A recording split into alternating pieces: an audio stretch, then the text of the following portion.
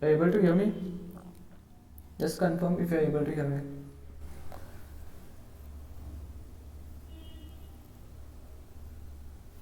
Yes. Yes. Thank you. Yes. So should we start?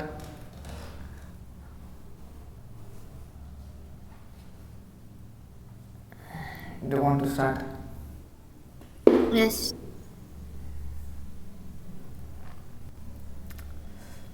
Fine. So I think we have discussed about.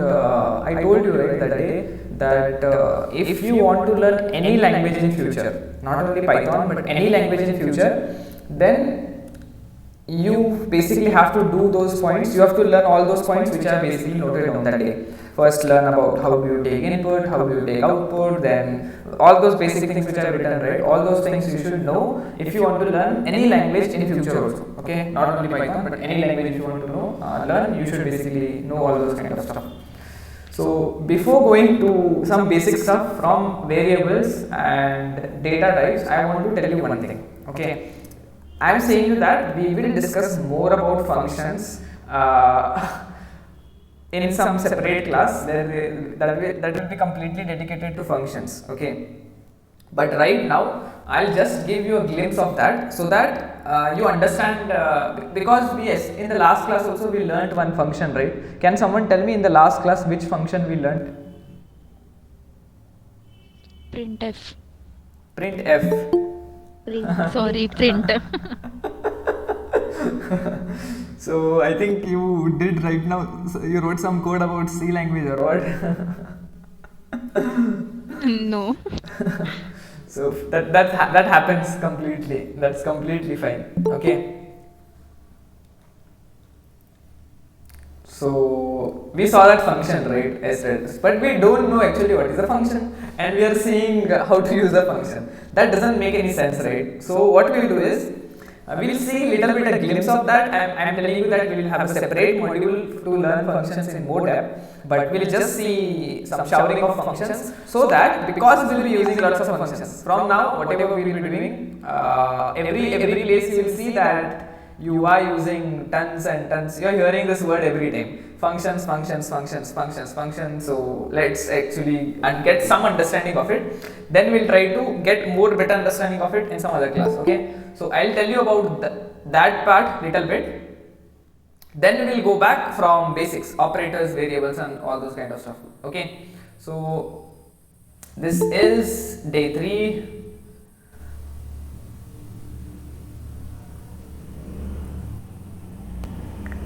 Fine. I hope now no one joins. Day 3 of this complete Python bootcamp, and what I just want to tell you is right now about functions. Okay, so I told you already I'll be talking more about that. Okay, right now what you can imagine functions is that I'll give you a better understanding of it afterwards. Right now you understand that it is some small block of code. Small block of code. So can anyone explain me the meanings of these words? Small, you know already the meaning of this word. Can someone tell me the meaning of this word? Block. And can someone tell me the meaning of code? You already know the meaning of off. In just simple one line, I am telling you right now, we'll get more better understanding of that afterwards. You know what is the meaning of block?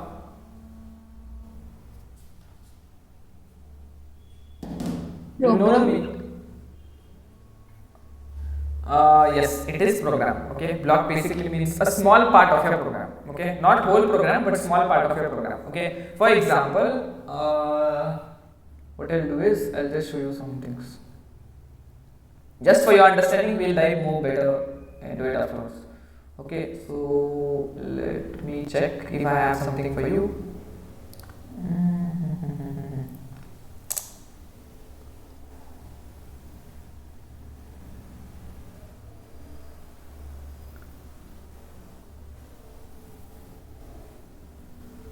So I'm just showing you some programs. Okay, I'll just open this. These all are separate files. Okay. Screen is not visible. Sorry. Screen is not visible.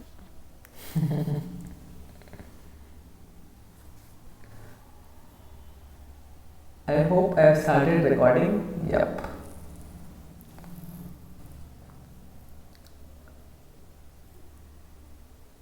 Fine. Okay. So I'll just show you some program of one project. Okay. Just see this one. I don't want to waste your much time, but just little bit understanding I'll give. Okay. So.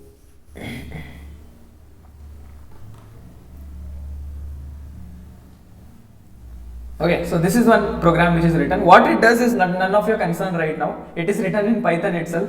None of your concern, but I just want to explain you what function does to a program. Okay, this is one program, and I'll just scroll down to this program. And how much lines is this program? Around 600 lines. Okay, so there are two ways of writing a program. Okay, everyone can be a programmer, but not better software developers. Okay, so a difference between both of them. Everyone can write a program, but a better software engineer knows how to structure that program, how to separate it into separate files, how to write it in such a way that if anyone tomorrow sees your program, they must appreciate it. The way it should be written, that it should be readable, it should be understood by someone who is basically seeing your program. So those things are very important again. So just see here, 600 lines of program, you can return this 600 lines of program from start till end, whole 600 lines, but it is not written like that inside this file. If you notice from here on, you are seeing all these kind of lines. Now you will see first of all one more thing in blue color lines. What is that? We'll speak right now after some time. Blue color line, these are actually called as comments. I'll tell you what exactly are those. But if you see from here on now, you will see that there is some word written here, something is written here def, and some name is written here. Okay, so what actually it is done here? Okay, what exactly is done inside this program is this whole 600 lines of program is a knife is taken and chopped into small pieces. Okay, so you can imagine that a whole cake chopped into small pieces, and the whole cake is actually a whole big program, complete program of your project, and each slice of that cake, right, that what is each slice is called as a function. So your whole program is formed by all small parts of this program, small parts, and this individual block or small part of your program is called as a function. Right now, just understand that much. We'll dive deep into that afterwards. Okay, so you can consider that here. This is one block of my code. It starts here, it ends here. Okay, so it ends here. This is one block of my code. So here, this is another block of my code. This is another block of my code. Ends here. This is another block. From here, it starts. Wherever you see this def word, it starts from here, and wherever you're seeing a return, right, there it ends. Okay, so you will see a return here somewhere. Come on, where is it? Yeah, it return is there here, so it will end here. Okay, so what you understood right now is this whole file is actually one file, but this whole file is divided into small another blocks of code, and each block or each part, small part of a program is called as a function. Is that clear for you all?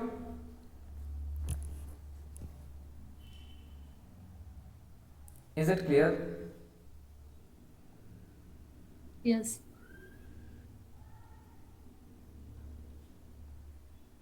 It is a small part of a big program. Okay, code basically means that program itself.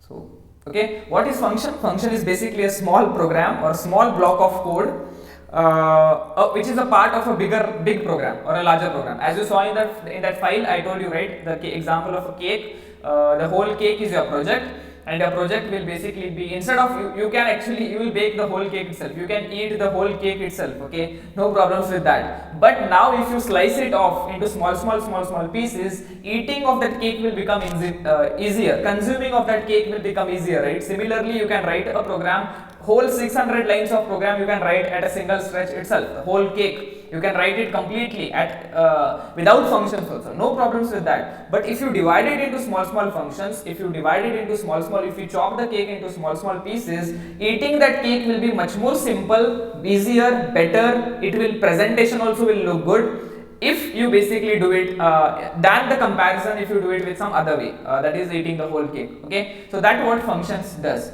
Function is also a small block of code or small part of a program, of a big program. Okay, so right now what you should understand is there are two types of functions.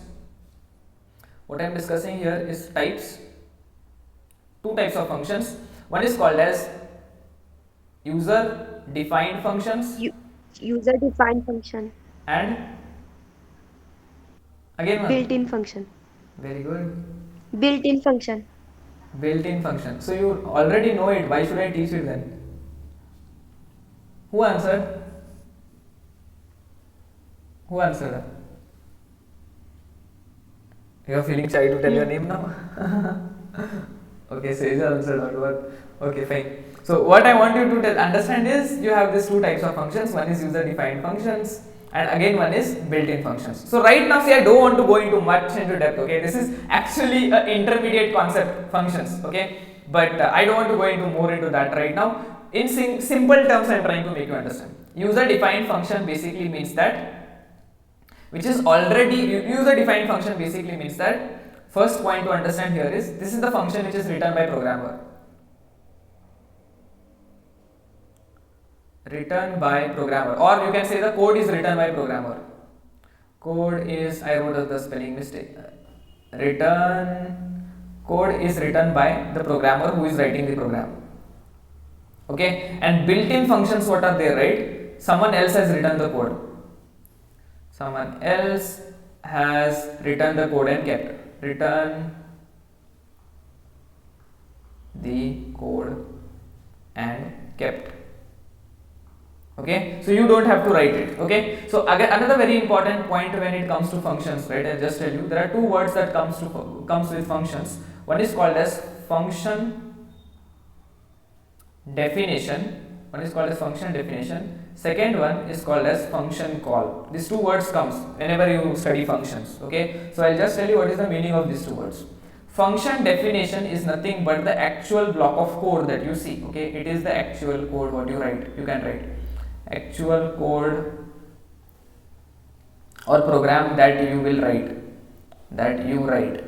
okay. And the beauty about this is, you know what is the definition of function? It is actually a small block of code which runs only and only when it is called. This is the far most important point to understand in functions. Okay, to understand in functions, it's not only the small block of code, but actually it is a block of code which runs, which will execute. Runs you say, or you say execute. Okay, only and only when it is actually called. If it is not called, then it will not be executed. Now you might be asking few questions, Gautam, what is the meaning of called here? I'll tell you. Okay, so but you'll get the answer when you understand these two terms. Okay, what is actually the meaning of function definition? Function definition means the code that you have written, the code that you saw right now in the file also, right, with the def keyword and whatever the code was written, that code, whole code what you write as a programmer, I repeat here, the whole code that you write as a programmer will be basically called as function definition. Okay, so the function definition will contain all the code that the programmer is going to write for that particular function. What is function call then? Okay, function call is basically a single line of code which tells your program to run or to execute the function definition. Okay, so some people must have not understood all these things. Upar bouncer gaya rahega. So for those people, I'll just tell you in simplest words. What is a function? For now, I have already told you, if you have not understood all this kind of stuff, right now it's completely easier because this is intermediate concept which will be diving afterwards up in depth. Right now, what I want to understand you to just give a glimpse of it. If you understand only 30% of it also, that is also fine right now, because we will be studying about, we will be using lots of functions. So I am teaching you this. Okay. So first of all, what is a function? Function is some small part of a program, a small part of a bigger program. So you have one big program, and out of that big program, that is nothing but a cake, we can divide that cake into small pieces, individual pieces, and each individual piece or each individual part of a program or a block of a program inside a whole program is basically called as a function. But the beauty about this is that functions, whatever function you write or whatever program you write, right, inside a function. So what you do actually is you create a function. Function means what? A small part, a program, a small part of a program, right? So whatever program you write inside a function will run only and only when it is called. Now your next question might be, what is the meaning of called? Yes, I'll tell you, okay? But what you should understand it, the code will never run. Whatever program you are going to write will never run until it is called, okay? Now these two terms will make you clear about what is function call, okay? So what is actually, first we'll see what is function definition. What is function definition? The actual program which you have written, right, to create that function, that is actually called as function definition, okay? And what is function call? It is basically a single line of program, okay? A single line of program which you are going to write. What is that line? I'll tell you afterwards. When we'll write the program, that time I'll tell you what is that line. But it is a single line of program which is basically you are going to write as a program you are going to write. And what it does, what that single line does, it actually executes. Remember this line? I actually made yellow everywhere. This is there just to highlight, but I don't think I used it as a highlighter. I rather used it to mark everything. This is very important, okay? So what it does is single line of code which actually tells your program or which runs the function definition. This is very important, okay? I hope you will get this point. What I am trying to tell you is that this line is very important, okay?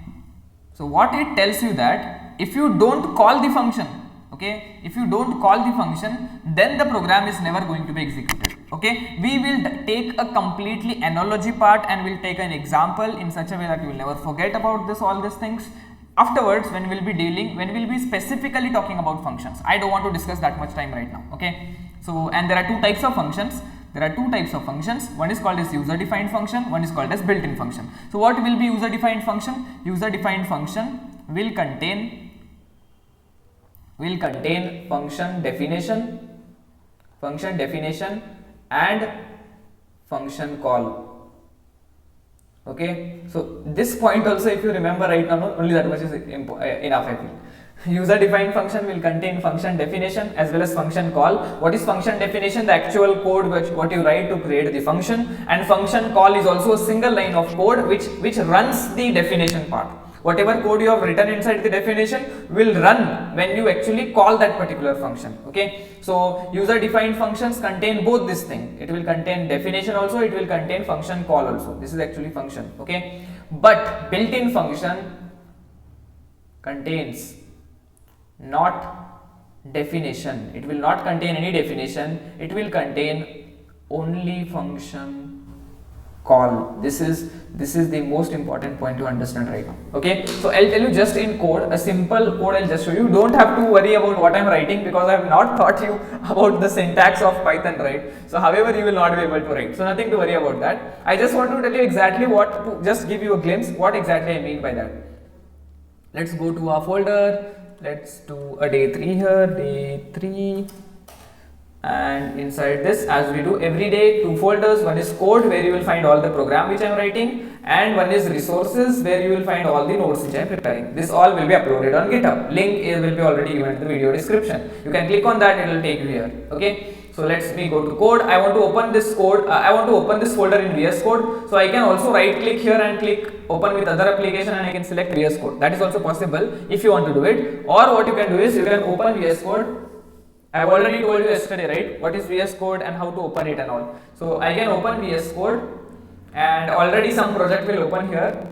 This is the project which I was working, so I don't want to work on this project, right? So I'll just close this project. Before closing this project, I have already told you all I can click on new window, and I'll get a new blank window now. And this project which I was working, right, I'll close this project. Before I was working this project, so it will automatically open that project. So I'll just close this. I got a new blank window. Then I'll just cancel all this thing. Go to files. I've already told these all things, right, how to do in the last class. So go to open folder. My laptop is getting slow, I feel. Then let's go to Python bootcamp day 3 and let's open this folder, just code. Select this code folder and click on OK. And boom, your VS Code will open that particular folder. Okay, inside VS Code now. What is this VS Code? VS Code is actually a software which is used to just write your program. Okay, that's it, nothing else. VS Code is just a software where it is basically just a software where you can write any program. You can write C program, you can write Python program, you can write Java program, you can write PHP program, you can write HTML, you can write any program which you want. It is just like a notepad. That's it. Okay. However, if you want to run any program, you already know you will need a compiler, you will need an interpreter, whatever that language supports. I have already spoken about all these things, right? VS Code will just is a place where you can write your program. That's it. But however, to compile that program, to convert that program, you will need an interpreter or a compiler. We have discussed a lot about interpreters and compilers. For those who are attending this as a first class, you can go and watch the day 1 and day 2. Okay. Now inside this, I will write some program. You don't have to worry about that program, what it is. I'll just create a program 3.py. Okay, I've already told, right, why I'm creating .py file, because I want to create a Python file. So I've already told all those things, right? So I'll just create some function, right? I write some program. Okay, so let me write print. What I'm writing is not important. Only you will only understand this, like what I wrote. Okay, apart from that you might not understand. That's completely okay. So I'll write some program. Let's do like this. Something we'll do. Let's say print. Let's build.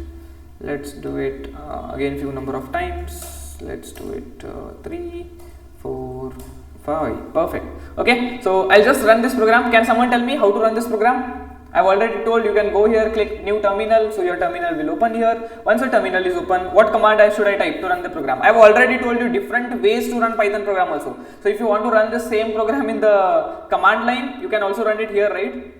You can open the command prompt here and you can just type Python and hit enter, and these 3 lines you will get, which is a Python shell where you can execute all your Python programs. You can go and watch those before videos for that. So can someone tell me how can I run this program 3.py? This is the file which I have created. Come on fast. I don't want to again. Python filename.py. Perfect. Python filename.py. What is the file name? 3.py. So 3.py. Okay, that's it. Hit enter. We got some output. We got hello world. Did that digest for you all? What all output you had to get? Tell me.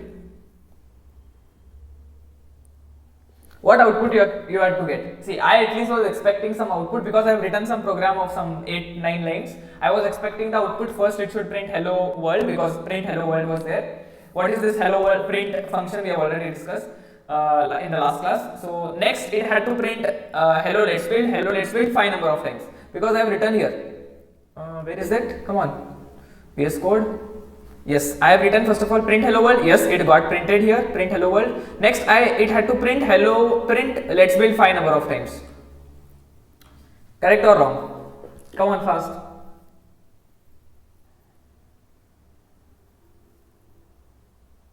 Hello, you're there. What you are expecting as output, to tell me first of all. What output you are expecting? When I run that file, what output you are expecting? Prashant, because we have to call the function. He is completely right. See, those who don't have the knowledge of functions, what is function? A small part of a program, right? So those who don't have, I hope everyone is there. Suchitra is there. Snail is there. Snail, your voice is not coming Yes. every day. Every day Yes. I hear a lot about you. Prashant is there. Anita is there. Anita, you are there. Yes. Okay. So if I don't have any knowledge of functions, I was expecting simple thing. Okay, I could just see one thing, that everywhere he has written print hello world, then he has written print hello let's build 5 number of times. So normal person could have thought that on the terminal, on the output screen, you must get hello world, then hello let's build. This is the output which I was expecting, but it did not happen so. why, you know, because we use the concept of functions. Okay, so what is the function here? There is a different way to write functions. Okay, so this is the way you create functions. I'll tell you more about this afterwards in that class. Whenever you see a def keyword in Python, that means it's a function. Okay, so this is a function. This is actually a small part of a program of this whole file. This whole file has 9 lines of program, but this function is only 1, 2, 3, 4, 5, 6. 6 lines of program is this function. Okay, so this, whatever is there inside this function, right, this part is actually called as, let me do one thing.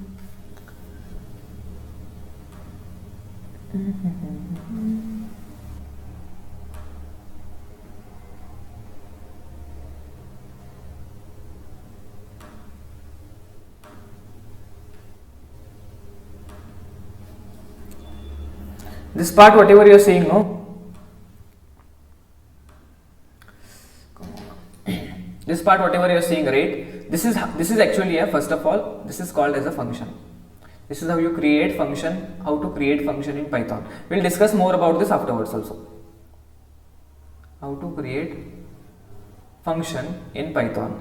Simple words, I have already told, function is nothing but small lines of code of a bigger file. Okay, so this is actually called a keyword. What is keyword? We'll speak now. This is a keyword, def. What is keyword? I'll tell you. This is actually called a function name. This is called as function name, and these whatever lines you are seeing, right, this is called as function body. Okay, and this whole together, this whole things like the keyword, the function name and this body, this whole together is called as function definition. So will you agree with the point which I had written last time, that in this, like, if you go, what is function definition? It is the actual code that you write. Okay, so this is the actual code which we have written. This is the actual code which we have written, that is actually called as function definition. Okay, and what we have saw the function what is the definition of functions in language? Small block of code which runs only and only when it is called. If it is not called, it will not run. So how to call it? Calling is very simple. Okay, I'll teach you more about this afterwards. Okay, but calling is very simple. What is this? Why did I go here itself? Why did not I write here? I'll tell you afterwards. There's a mystery behind that. Okay, so I'll tell you, that's one of the beautiful feature of Python. So I'll tell you afterwards about that. But how to call the function is like this: write the function name and put these 2 brackets. That is how you call the function. You got the point? See here, I wrote the function name and then you basically put those 2 brackets, and that is how you call a function. Now I'll execute this. Let's see what happens. See here, you got the output now. You know why this block, why these lines of code actually ran, or why this 4 or 5 lines of code actually got executed? Because we have called this function. So what is very important to understand, as a very specific or a very key characteristic of functions, is that the code that is written inside the function will only be executed or only be called when the code will only be executed, that is there inside the function body, only and only when it is called. If you are not calling the function, the code will never be executed. You got this point or no? You tell me.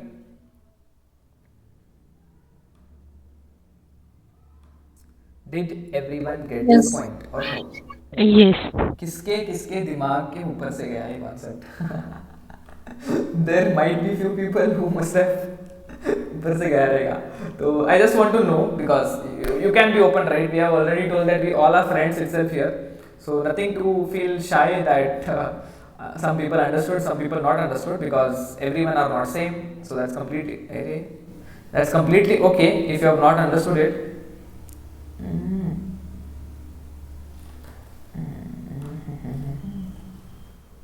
Why is it coming here?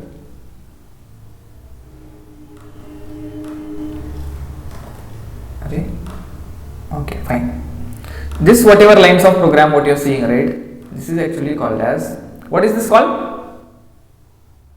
What is this line called as? Function call. Now you might be having lots of doubts. Arey Gautam, what is the use of this function? If we wrote it like this also, or if you wrote a single whole file of whole program, what is the use? Why to make it complicated? Write all these things. What is the other way to write this program? Tell me. I want the same output. I want the same output that is there here. What is the other way to write it? Can someone tell me? What is another? Input. Huh? What is the another way to write it? Same output I want, but I don't want to use functions. Print hello world. Print Huh. let's bill 5 time. Very simple. Remove functions. Remove this, or let me keep this as it is. I'll just comment this out. What is comment? I'll tell you. Okay. I've just written this, so you can consider that this will not run. This will not run. Okay. This is just like as if it is not there. This is just deleted code. You think? Okay. It is looking for you, although it is not deleted. It is looking for you, but still it is for computer. It is deleted itself. It will not run. Okay. You can write like this. I'll just copy these lines and just paste it here. Okay, come on. This. Do it here. Will this give me same output? Will this give me same output? Yes or no? Fast. Let's see. Got the same output. No change. What's the advantage of using functions then, Gautam? Like, I'll tell you more about this as I told afterwards in that class where we discuss about functions. Not now, okay? But there are lots of advantages of using functions, okay? So you understood what I'm trying to tell you? This is function call. Yes. This is the where you write the body of that function, right? That is function definition. Now I'll ask you one question. There are two types of functions which we discussed, okay? So one is called as user defined functions, one is called as built-in functions. Now what I'm trying to tell you is, where we are here. Okay, one is called as user defined functions and one is called as built-in functions. So user defined function basically means that if the programmer writes the function definition as well as if he does function call on his own, if he is writing all the code, I repeat, remember this point or make it, note it and take. If the programmer has written the function definition as well as he only has written the function call, both things if he has done, then it is called as which type of functions? User defined. Function call and function definition. If both the programmer is doing, then this will be belonging to user defined. That user defined means what's here? Name itself is suggesting user has created it, user has defined it. User means who? The programmer, whoever is programming. That will be the user. Okay. So whoever is the user, right? User has defined it, or user has created that function, or user has written the code for that. So it is called as user defined function. How will you understand whether user has created or not? See here, user only has written the call also. Call is a single line of program. I told you, right? Function call is a single line of program which will actually run the definition code whatever is written. So this is function call. This is actually a single line of program which will actually run. What it will run? It will run whatever code is there inside function definition, or it will run whatever code is there inside the function body. This is that one line of program which will run that code. What code it will run? Function definition it will run. So these functions are called as user defined functions. Now what are built-in functions? Fast, come on. Built-in functions. Which are already built into it. Which are already built into it. That means that programmer will not write. Programmer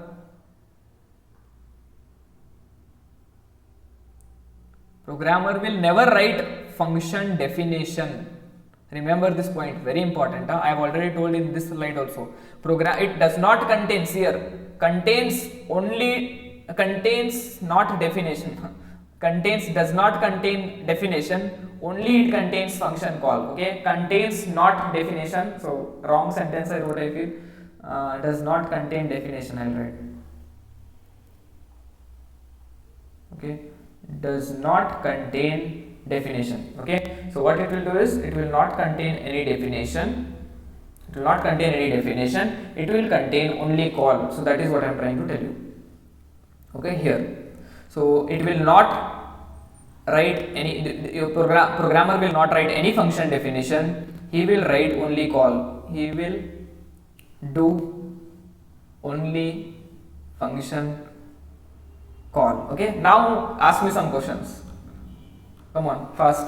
I am expecting some questions. I told you some very important point there.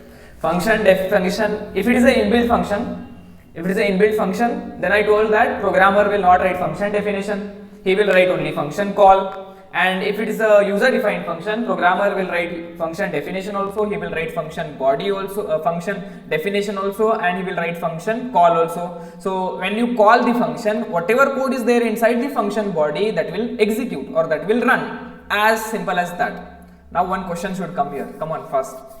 What is that?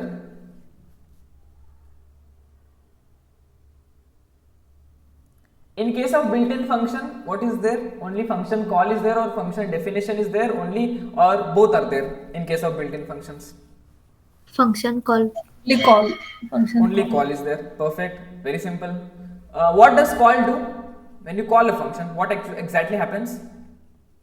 It calls the function. It will call the function. Function definition. It will call the function definition, or you can say that it will execute the program that is there inside function definition. Does that sound simple? Yes. Yes. Very simple, right? Now one question, come on fast. Here itself you should understand. Simple question. What will happen in user defined function? Sorry, built-in function. Here, function definition is not Not there. gi- Not there. Or not given. Not there. Or not given. not Is the given voice by echoing? the Is user. voice echoing? Something is wrong. Hello? Hello? Is my voice echoing? Is my voice echoing? No, no. I am able to hear it back.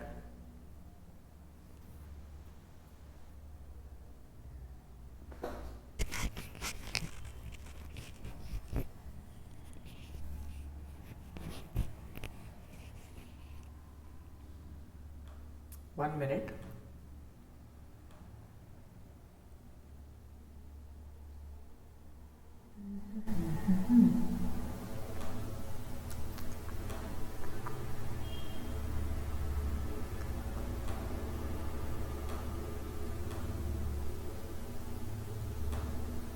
Fine. Hello. Hello. Is it audible? Yes. Okay. So, as Snehal told, Snehal, what should be the question? Like in user, we define the function, but here we are not defining it. We are calling it. So, question is what? What should be a question mark? How to define it? How to define it? Or question is, yeah, that can be also one of the question. Or another question would be, who has written the definition then? If we are not writing the definition, if the programmer is not writing the function definition, who has written it? Because we know that if we are Already calling someone has written it. exactly. Okay, what you told is completely correct. Already someone has written it. Okay, your question should be, who must have written that function definition? Because if we are calling a function, we know that whenever someone calls a function, from fundamentals we know that whatever code is there inside the function definition, that actually runs, that program gets executed. Simple, as simple as that. So if whatever code is there inside the function definition, that program gets executed when a function is called. Then in case of built-in functions, I have not written the function definition. Who has written the function definition? Question number 1. Second question, that's the most important question I feel. Who has actually written the function definition? If we understood that, or second question also can be, is there function definition or no? Okay, so two questions can be there. One is first question should be function definition is there or not. Okay, second question is, if it is there, then who has written it? Will you agree with me? Will you all agree with me? What I'm trying Yes. to say? All agree with me? Yes. What I'm trying Yes. Fine. So let's do one thing. This print, what is there, right? Print is what? How to actually decide whether it is a function or not? Function. Decide whether you see these brackets. Whenever you see these brackets, right, you should understand that it's a function. Okay, so you already know it now. Now what I'm trying to tell you is this print is a function. So can someone tell me this is the function call or function definition first of all? Call. Call, very simple. Because here, just compare here. The hello function which we created, right, is here. This looks exactly same like this. Call, not definition. Because if it is a definition, it could contain lots of program like this. whatever that program might be, but it could have contained some extra lines of program, and we already know that function call is only a single line of program. Very simple. We have already discussed what is function call. It's a single line of program which actually makes possible for whatever the code that is there inside the function definition, it actually runs that code or it executes that code. Very simple. So it is a single line of program. So it is understood that this is actually not a function definition, it's a function call. Now question is, as we asked those two questions, first of all, is there a function definition or not? Second question, who has written it? Okay, so I'll show you that printf also has a function definition. There should be a function definition. Okay, without function definition, what it will execute? Because we know that whenever function is called, it will execute the definition, and in definition itself is nothing is there. What it will execute? It will not execute anything. You want to see a simple demo? See here. I'll write this function. Okay, I'll remove what I did right now, commenting and how I did it. I'll teach you. Okay, but I'll not write anything inside this. I'll just write pass. If you don't want to write anything inside Python, right, you can just write pass. I don't want to do anything. Okay, so I can remove all this code if you want. I'll just write like this. Okay, and now let's call function definition. Function, let's do a call. Let's run the program. Python 3.py, nothing came. Why nothing came? Because inside print also I have not written anything. Inside hello also, actually what happened? Hello was called, it went here it was told to pass, not do anything. So it actually did not print anything. Okay, this is how it works. So, but whenever you call print function, what it will do? Whenever you call print function, what it will do? Can someone tell me? Whenever you call Whatever print is function, written inside it is printed. Perfect. Whatever you write inside that print function, that it will print. So will our first question is answered? Is the first question answered? So should must be some function definition for print or not? Yes. Obviously, simple. Okay, it's Should just be common there. sense. It should be there, because if it could not be there, then you could have not done anything. But we are right now seeing here, if you tell print function to print hello world, it is printing hello world. How it can print hello world? Only when something definition should be there. No, if some definition is not there, then there is no question itself, it will not do anything. I showed you a live demo also right now. If there is no definition inside a function, it will not do anything. It will not print anything. But our print function is printing something. That basically tells us that there must be some definition that is there for print function also, and print is an inbuilt function to be understood. Very simple, print is an inbuilt function and it should have a definition, because whenever we ask it to do something or whenever we call that print function, it is actually printing something. That means there should be a definition, right? So now point number 1 is at least answered, that there is some kind of definition. Okay, now question number 2, that is, where is that function definition? Who has written it? So who has written it is the Aladdin ka chirag, which you remember, right? The chirag, and Jinn is the person who comes out of that and makes all your wishes possible, right? So you can consider that Jinn has written the, I hope I am pronouncing it right. So that person has written the function definition for you. That means that whenever you take a library, right, the person who has created that library, that person has written the function definition, or you can consider that some other programmer, okay, some other programmer must have written the function definition, but for sure it is there. So in case of print function, who has written the function definition? Have we imported any library here? To use print, have we imported any library? You don't know how to import libraries in Python, that's fine, I'll teach you, but we have not imported any library. Okay, to be honest, if you don't know, I'll tell you, if we have not imported anything, still it is working. That means that it is called, first of all, a built-in function. You don't need to import any library to call any built-in function. Okay, so it's little bit heavy right now. Whatever I'm teaching you might be going something beyond, but this is not a function class, so I'm not detailedly explaining anything. Okay, what I want to tell you is, what we wrote here is actually a function call. Whatever you ask it, it will print. Now you might ask me one question. I want to see the function definition of this. Who has written this? Some programmer has written this. I told you right now, right? Someone must have written it. The person who has created Python, right? He has written it now. Okay. So because it's a built-in function, the person who has created Python, he has written it. We understood that. Now you might be asking, can we see the function definition of print? Yes, you can see it. If you want to see the function definition of any built-in function, I repeat, note this also. If you want to see the function definition of any built-in function, what to do is just keep your cursor on the function, click on control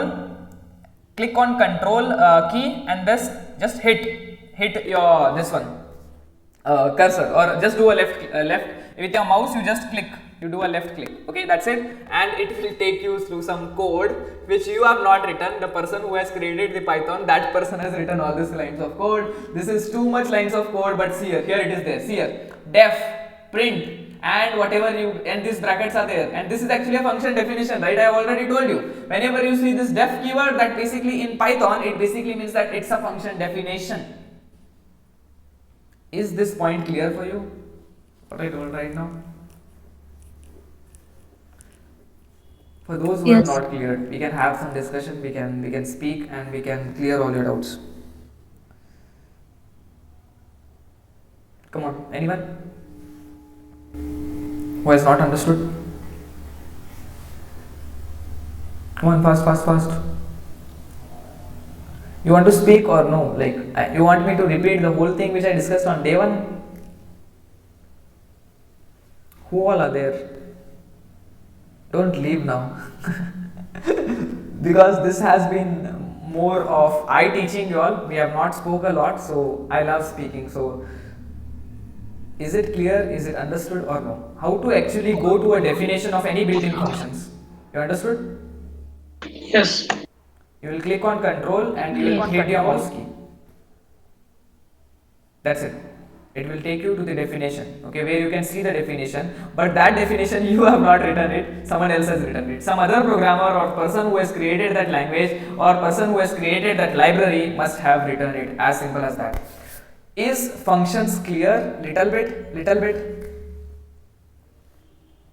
Yes. Only Sneha understood and Prashant understood? Prakash understood it? Fine, if you are understanding it, great. If you have not understood it, Yes, we will have a completely separate class. Aditya understood it, Jyoti understood it. Again, Yes. you, all people are, other people who are there. So I hope you are listening it. Fine. Okay. So some things which I use must have gone above your head. Interpreter we discussed, all those kind of stuff. You just go and watch day 1, day 2. It will be completely cleared. Perfect. Okay. So that's done. Now what we'll see is, if we have told this, what is the second point which we should learn in any programming language that we have discussed there? It was actually about input. Okay, if you don't remember, it was actually how do you take input. But now I'll not basically teach about that. First of all, I'll teach you about these 2 very important points. 3 actually. Variables. What are variables? What are keywords in any programming language, and what are data types? Okay, so for today we'll just speak about this and we'll wind up. And tomorrow we'll see how to take input. Very simple. Okay, so what are variables? I like to see variables as vessels. Okay, so you can consider that you in your home you have this vessel. Prashant, I think we did experiment also that day, right, with a glass. Yes. So he was there offline one day, so that time we did one experiment with a glass. So you can consider that doesn't look like a glass. Let me make a glass also here. Kind of empty cup of tea. So let's consider, I think like this, okay, just consider like this. You will get the concept of variables and data types completely clear. Okay, what are keywords? We'll speak afterwards. Variables is nothing but it's a glass. This bottle is also utensil or bhandi or Kannada में क्या बोलते हैं मुझे पता नहीं, I don't know. In Hindi what they call bartan. In kitchen you go, right, you see all those vessels. So what those vessels are used for? To store something, right? So variables is something like this. Variables is like this bottle, or you can consider like any vessel that is there inside your kitchen which is used to store something, right? Same variables job is also to store some data inside any program. It is used as simple as that. Variables are nothing but some vessels which are used to store some data inside any program. So what you actually store inside this, so I have given you a few things, okay? Just consider that this is the bottle. Consider, I know my drawing is bad, but consider, okay? This is a glass. What you actually store inside this bottle? Tell me fast, come on. What you store inside this bottle? Huh? Water. Water. Perfect. Water. Again, Water. I may store juice also. Juice. I may store juice. Anyone wants to store something else? Anyone wants to store rice inside this? Is anyone who wants to store rice? You may store dal, which is prepared one. Sambar, I'll say. Yes, we can. We can store sambar. Can we store rice inside this? Would you like to store? Okay, we can store, like humans can do whatever they want, but it's not a good idea, I think. Storing a rice inside your water bottle doesn't look good, right? Can you store maybe, what I can say, can you store a chair inside this randomly? Okay, I saw a chair in front of me, so we cannot store chair inside this, right? So what you understand is, actually we usually store liquid inside this bottle. Will you agree? Some kind of liquid inside Yes. this bottle. Inside this glass also we store some kind of liquid. Similarly, you might be having some other vessels, like let's say I will do another vessel. This is a bigger vessel where you can, which has a lid also, box, a tiffin box type. Tiffin box. Can you store solid materials inside this? Yes. Small things like chapati and all those kind of stuff. Okay, whatever, not only a tiffin box, but you can consider anything. But you can store solid inside this, right? So what I'm trying to tell you is, in a real world, data is nothing but like water. Water is data. Then all solid materials which you want to store inside the vessel, right? That is all data which you want to store, or those are all materials which you want to store inside something, right? In computers, we have different kind of data. We cannot store a charger. You cannot tell me to store rice inside a computer, right? So we actually deal with different data. So the data is different. That's it. The whole point is what? Store something. Where you want to store? You store it in utensils there in kitchen, and in programming you store it inside variables. Very simple. You store it inside variables here, and there you store it inside vessels. What you store, you actually don't store everything inside one vessel, right? You don't mix a dal, rice, everything in one bucket itself and you create that, right? You keep it in separate blocks, right? Or separate vessels, right? Same thing here also. Here, what is the data? In real world, what is the data? Come on, tell me fast. What is the data which you store inside real world in vessels?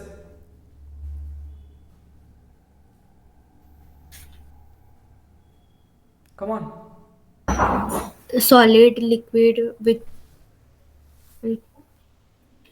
Solid, liquid, bread, water, rice, dal, chapati, whatever you're seeing inside this kitchen, right? All those things you store, right? In computer language, the data is different. Okay, what that data is nothing but, in computer language I'm talking. Okay, so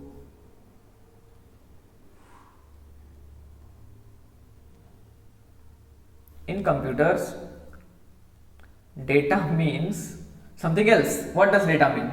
Data means integers. You already know what integers are. Okay, data means decimal points or decimal, or what you say, real numbers or decimal numbers, fraction numbers, decimal numbers.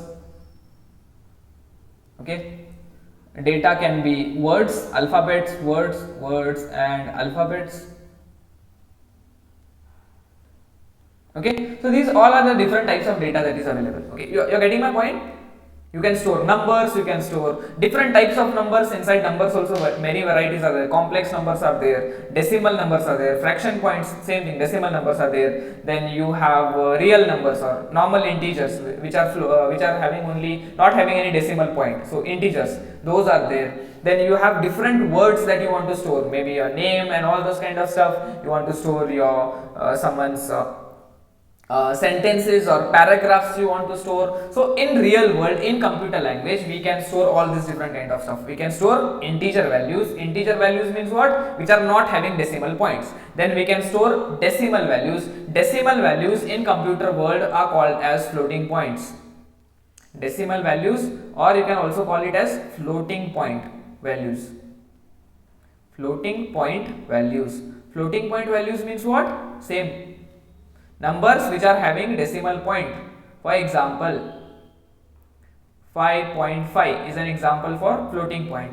For example, if you want to give an example here, 5 is an example here, integer. Words, if you want to store words, tell me an example for storing words. Hello, can be an example. You may want to store the word let's build or whatever.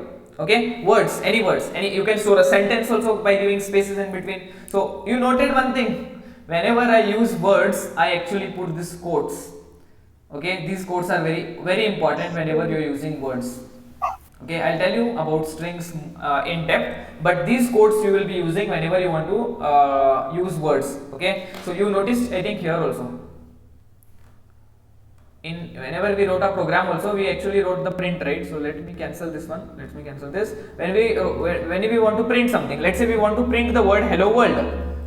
Hello world, if you want to print this word hello world is basically not a word, actually it's a small sentence. Okay, so if you want to print this sentence, or if you want to print any English letter or any English words, you will be putting it in double quotes. Okay, this is actually called as a string. Okay, so I hope you got the point. The whole point is we want to store some things. What is the data there in kitchen and what is the data here in our computers? You have got it completely and you have understood it. I feel that the whole point is storing this data. So in our computer is also basically you can consider that it is like a vessel. It is a vessel where you can store some data. In kitchen you will store some different kind of data. In here you will store only integer data, you will store floating point data, or you can store only English letters, words and all those kind of data. As simple as that. Is that clear? Variables and data. Variables first of all. Yes. This glass which is there, this can be called as a variable. Very important. What type of data you are going to store inside this glass, that is called as data type. Type of data you are going to store inside these vessels is called as data type. Okay, so can you tell me what let's say if I want to store water inside this bottle. Okay, so this bottle is a variable. Should I consider this bottle as variable? Come on fast. Yes. Yes. Yes. And what is the data type of this bottle? Water. Water is the no. Water is actually the content that I am storing inside Liquid. this. Liquid. Liquid will be the data type. You are getting the point, Snail? Yes. Yes. So Yes. variable is a vessel. What you store inside that variable, what you store inside that vessel, that is called as a value, and what type of value store inside this is called as data type. Final, this will make it completely clear. Okay, I hope you got the point. Let's take an example of a bottle. Looks like bottle. Okay, this is a bottle. Let's say this is filled with water. This bottle is filled with water, half filled with water. Okay, so this is water. Okay, and this bottle is whole bottle is there, right? It is actually a utensil, right, which is used to store something. So this is actually called as variable. Any vessel which is used to store something in programming is called as variable. Okay, this is variable, and the water that we store inside this, right, the value that is stored inside the variable, value stored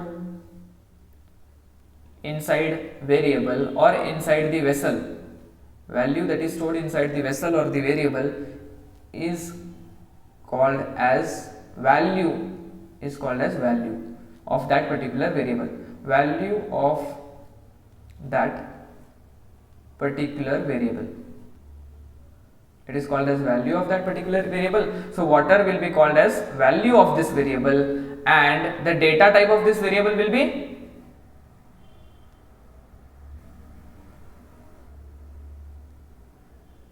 Is this clear? 3 words. Bottle is variable, which is the vessel which is used to store something. What value you are storing inside this bottle? What you are storing inside this bottle? Water. So water will be the value of that particular variable. What value is stored inside this variable? That will be basically the value of that particular variable. For example, here it is water, and data type is nothing but the type of value that I am storing inside the variable. So which type of value I am storing inside this variable? It is solid, liquid or gas? It is liquid, right? So it is actually called as data type. Is this concept clear or no?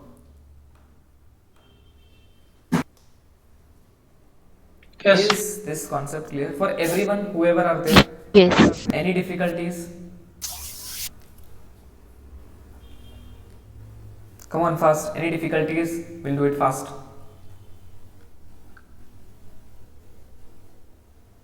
No one wants to speak? Others? Only Prashant Snail. Now every day also Snail will be speaking, I feel. Prashant also will be speaking. There is no problem with him. Others? Lakshmi, what I did not understand you said again once. You want me to explain again once? Okay, perfect. So see here, what we are understanding is we are trying to see what are actually we are decoding what is actually variable and what is actually a data type. We are trying to see this. Okay. To understand this, I took an example. You can say that variable is actually a vessel. Any vessel that you are seeing inside the kitchen. Okay, very simple. So go inside your kitchen and whatever vessel you basically take. So if I ask you some questions like why do you actually have a vessels inside your kitchen, you will tell me to store something, right? So if I ask you what type of values you will store inside the vessel bottle is also a vessel, right? It's also a container, right? So what type of value you will store inside the bottle? If I ask you, you will tell me only liquid. You will store water, you will store juice, you might store sambar and all this kind of stuff. But will you store rice inside water bottle? No. Because why? Because some vessels are basically designed to store only that particular value. Will you agree? I hope you will agree. So what I am trying to tell you is, we took an example of storing water inside this bottle. So that bottle is actually variable.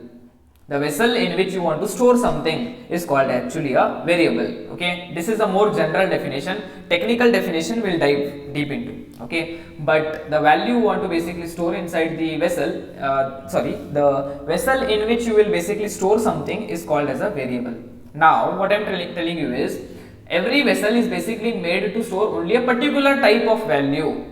For example, your bottle is basically made to store only water, liquid materials, right? So what type of value, I repeat the word type, what type of value you want to store inside a vessel is actually called as data type. Data type tells which type of value is there inside this particular variable. For example, inside bottle, if I am storing water inside the bottle, then what is the data type of this water? Can you tell me what is the data type of water? Liquid, very simple, right? So that's simple, right? So if I tell you, liquid.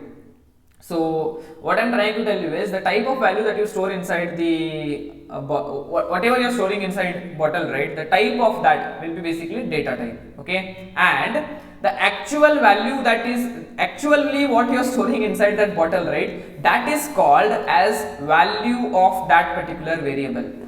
For example, in a bottle, what we are actually storing inside this bottle? Water, right? So water is called as value of that particular variable. Okay, value of that particular variable. If you want me to show an example, just here. Let's say if I in real world we will store water, okay, but let's say if I want to create a variable and store number 5 inside it, okay. So if I tell you to store number 5 inside a variable, so how will you store it? You will do something like this. You will write first of all the data type int, then you will write the variable name. This is actually called as data type, okay? Data type. Which type of data you want to store inside this variable? You want to store integer, value, all those kind of stuff. So your question is first of all, which is this type of data? Integer. So you will first of all write integer here. Second thing, you will write the variable name. Variable name you can give anything, whatever you want. But some rules you will have to follow. Don't give space in between.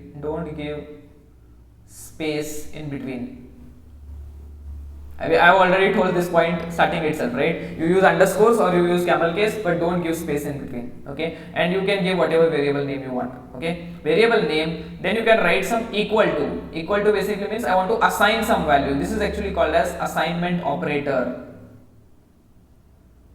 Assignment operator is actually used to assign some value to a particular variable, okay? Then I will store 5. So what will happen inside this variable? Now this 5 value is stored. So you can consider that there is a box like this.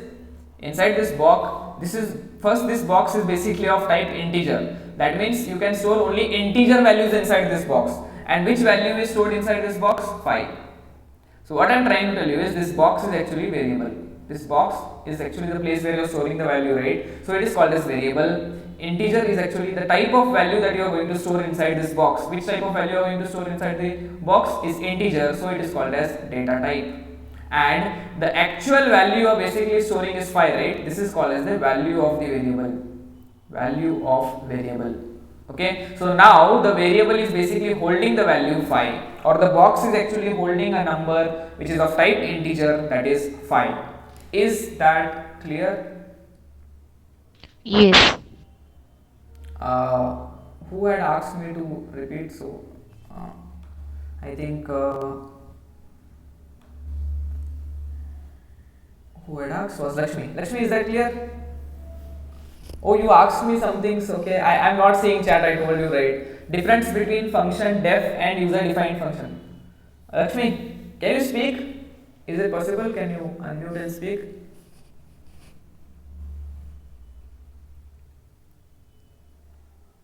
Lakshmi? She's not there. Oh, she came now.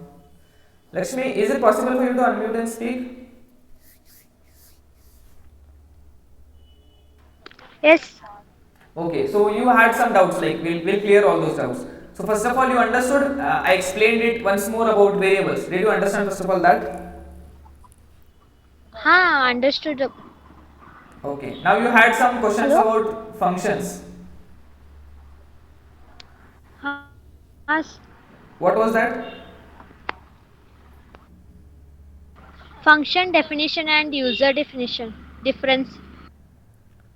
Function definition and user, both the same. User defined functions. See, user definition will not be there, or user definition, if you want to call, you can, that is same as function definition itself. No changes there. Words are different.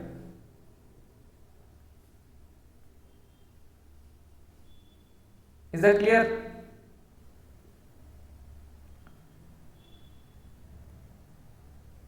See, first of all, there is nothing called as user definition. It is user defined functions. Okay, but you can say user definition. What if you want to say user definition or function definition is one and the same. Is that clear, Lakshmi? Yes. Okay. So should we go ahead then? I hope data types and variables are clear. Okay. So if that is clear, I'll tell you one more thing which I wanted to discuss, that was keywords. Okay, so what I wanted to tell you also is about keywords. Keywords are actually reserved words. Remember this, these are reserved, you cannot use them. Reserved words which you cannot use as variable names. Which you cannot use as variable names or for any other purposes. You will not be able to use it. Variable names. Okay. So you cannot name a reserved. For example, you cannot keep the example for this keywords are def, as you saw, right? Def keyword is used to create a function. When you want to create a function definition, def keyword is used in Python. So there are some other keywords also, like int. There is another thing like set, list. These all are reserved words that are there in Python. Okay, you should not use these variables, these names as variable names. Okay, don't use this as variable names. Those words are called as keywords, reserved words, which are actually inbuilt. They are available, and you should not use them externally to create some variable names and all those kind of stuff. You cannot use keywords as variable names. Okay, because they are actually reserved words. They have some special meaning, and you cannot use it somewhere else like this. Okay, so actually the language person who has created that language, he has given some special meaning for that word. You cannot use def keyword because you are altering the meaning. Then the language person who has created the language, he is telling you that the syntax or the rule for creating a function in Python is that you must write a def keyword first. You must start with a def keyword, and you are using variable names also as def. then it's not possible, right? How will Python interpreter understand whether it's a function or it's a variable then? Because Python rule says that it's a function, you have created a variable, it will be confused. So these words you will not be using as variable names. Those words are called as keywords. I hope that is very simple. Now, one of the advantage, I told you the syntax for creating variables, right? The way to create a variable, the way we create variables, okay? Creating variables in any language, if you see, any language, if you want to create variables, first of all we write data type, which type of data you want to store. Next you write variable name, any variable name which you can give on your own variable name, then you put this equal to, and then you write whatever value you want to store. This value also sometimes is called as literal. Sometimes it is called as literal in Java and all, okay? So you can call this as literal also, whatever value you want to store inside this. In C also you must have done something like this, okay? You will write example like, if you want to store it in floating point, let's say, then you will use the word float, then you will write the variable name can be anything, x, y, z, I'll write anything, whatever you want you can write. Then you can put equal to sign, this is assignment operator, and you can put the value, which type of value you want to store inside this. Maybe I cannot store 5, right, because it's a floating point value. So I want to store 5.5 because it's a float, right? We already discussed float means what? Decimal values. So 5.5. This is how you do it in any language, okay? In Python there is exception. If you want to create variables in Python, Python says that don't mention this part.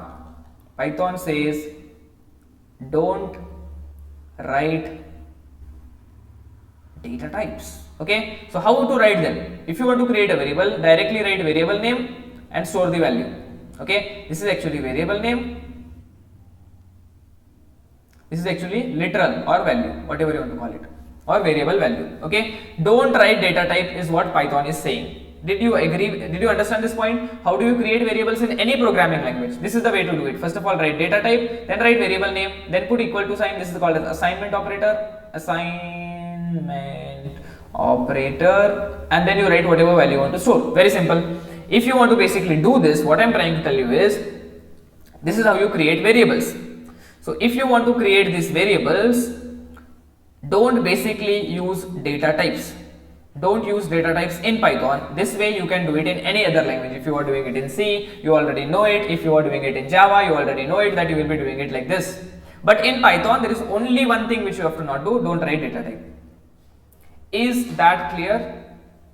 Don't write data type, just write the variable name and just write the value. Is that clear or no? First of all, you tell me that. Dada, just explain it that Yes, what clear. is the keywords? What is keywords? Oh.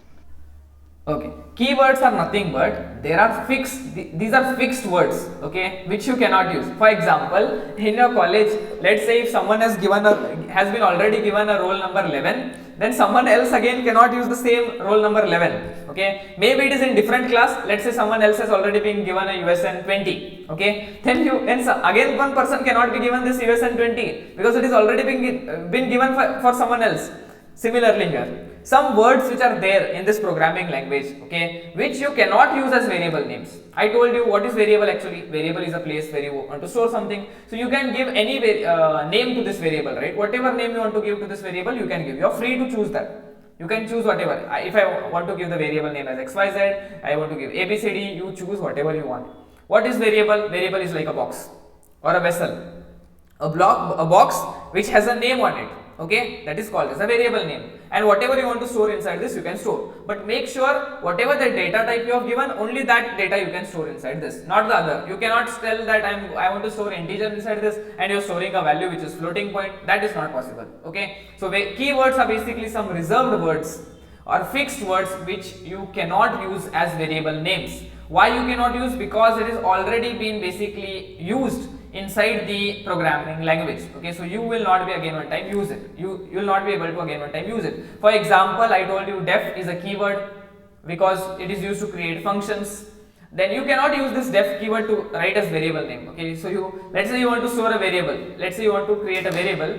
I told you this is the way to create a variable, right? So first write data type. Let's say I want to store integer value, so I'll write int, I'll write variable name. This is actually called as variable name. You can write whatever you want here, xyz, abcd, whatever you want, you write that, okay. That is actually a variable name. and then you put equal to, this is assignment operator, which value you want to store inside the variable 1. Let's say I want to store 1, so 1 will be basically stored inside this variable a. So a is like a box, on that box a name, number plate is written, and on that number plate the a is written. Okay, so a is indicating the name of that particular variable, and inside this box what is stored? Value 1 is stored. Very simple.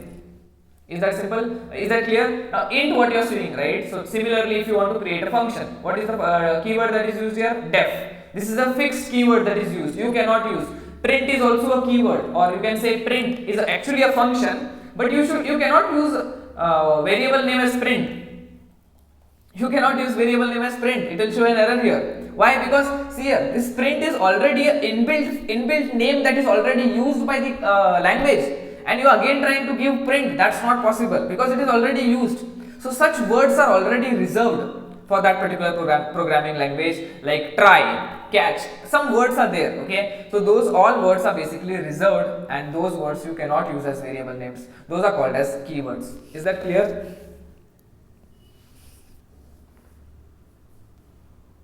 Yes. Okay. Anything else? Anything else? Anyone has doubt? दादा ते last शिकवलंस की ते कुठलं? ते Python in Python we should not use data types for rest ते Some doubts might be there. Ask. Ask us. हां ते समजलं नाही मला डेटा टाइप्स यूज करायचं नाही. I was expecting this question. So I told one important point there, that in any language you see, you will actually use right this way itself. If you want to store some value inside a variable, it is just like saying you have a box, or inside your kitchen you have this bottle and you want to store water inside this bottle. Okay, so we should write data type, then you should write variable name, and then you should put equal to sign, and then you should store the value which you want to store. For example, you want to store 5, so you will write int is a 5 is actually an integer type, right? So you will write int, then you will write variable name, whatever you want. Variable name is open, your choice. You write it whatever you want. Okay, then you can put equal to sign, and then you can store the value which you want to store. For example, you want to store the value 5. This is how you do it in all programming languages. In Python, there is a different way to do it. That is, you should not write the data type. You should not write data type. You should write only variable name. You should write equal to sign. You should write variable value, which value you want to store. Now, this statement, some people might be not able to digest it. Why you will not be able to digest it? I'll tell you. Question number 1 would be, how will it understand which type of value we are storing inside this? You got the point? Because in other languages, we maintain the data types. We actually write the data types, right? So we write the data type as integer. So the language understands that, array, yeah, he has written integer. That means he is trying to store integer value inside this. Okay. Let's say in some other languages you want to store floating point. So you will write float. So what it tells actually for the language or the interpreter, that he is trying to store some kind of floating value inside this particular variable, and if he is storing some other value, it will throw an error there. It will say that you have told here that you are going to store floating values and you are storing integer values, or you are storing string values. That is not possible.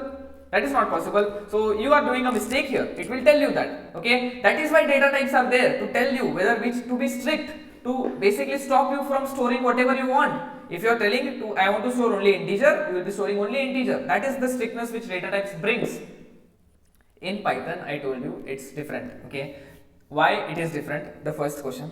Second question would be, how does Python understands then which type of value I am storing? If I am storing integer, how does Python understand that it is actually an integer? If I store floating point, how does Python understand first of all that it is a floating point or not? Okay, so for this you have to understand one more thing, that there is one more classification of programming languages. Okay, we have already discussed type programming languages are classified as high level, low level. Then we have discussed as object oriented programming languages, as procedural programming languages, or functional programming languages, right? We have discussed about that. Programming languages are one more. There is classification for programming languages. One is statically typed programming languages. Statically typed language, and one is dynamic language. Okay, dynamic languages uses concepts of oops. concepts of oops a lot.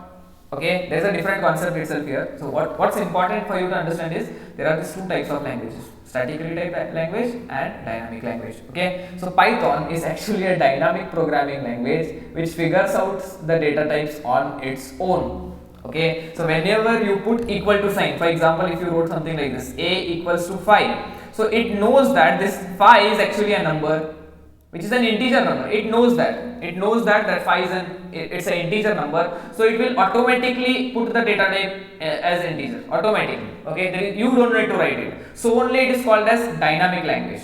Okay, statically typed languages are those languages where you basically statically type data types as integer a equals to 5. Here you are statically telling that yes, this is a type integer which I want to store inside this variable a, and statically telling the data type. Okay, so that is actually called as statically typed languages. You do it inside this. These languages have its own advantages. These languages are also having its own advantages. These languages are having its own advantages, but these are called as dynamic languages. Okay, usually